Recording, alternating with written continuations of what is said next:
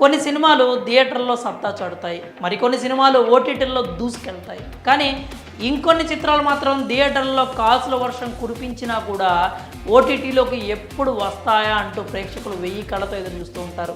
అలాంటి లిస్టులోకి the Kerala story కూడా వస్తుంది.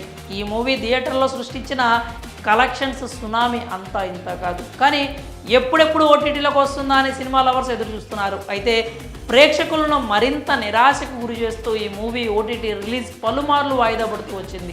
ది కేరళ స్టోరీ మూవీ దేశవ్యాప్తంగా క్రియేట్ చేసిన ఇంపాక్ట్ అంతా ఇంత కాదు. ఈ సినిమాని ప్రశంసించిన వాళ్ళు ఉన్నారు, విమర్శించిన వాళ్ళు ఉన్నారు.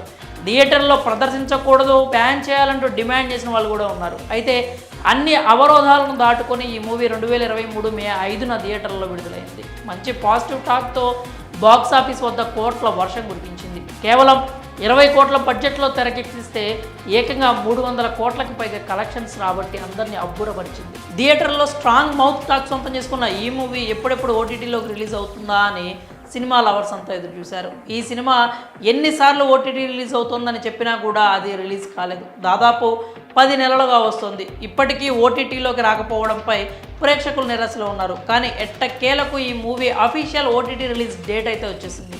ఈ మూవీ ప్రముఖ ఓటీటీ సంస్థ జీ5 ప్లాట్ఫామ్లో స్ట్రీమింగ్ అవబోతోంది. ఫిబ్రవరి 16 నుంచి ఈ మూవీ జీ5లో స్ట్రీమింగ్ అవుతుందని అధికారికంగా ప్రకటించారు. జీ5 ఓటీటీ ప్లాట్ఫామ్ తమ అధికారిక x.com ఖాతాలో పోస్ట్ చేసింది. వేచి చూసే సమయం అధికారికంగా ముగిసిపోయింది. త్వరలోనే ఎంతగానో ఎదురు చూసిన ది కేరళ స్టోరీ జీ5లో ఫిబ్రవరి 16న స్ట్రీమింగ్ కాబోతోంది అంటూ ప్రకటించారు.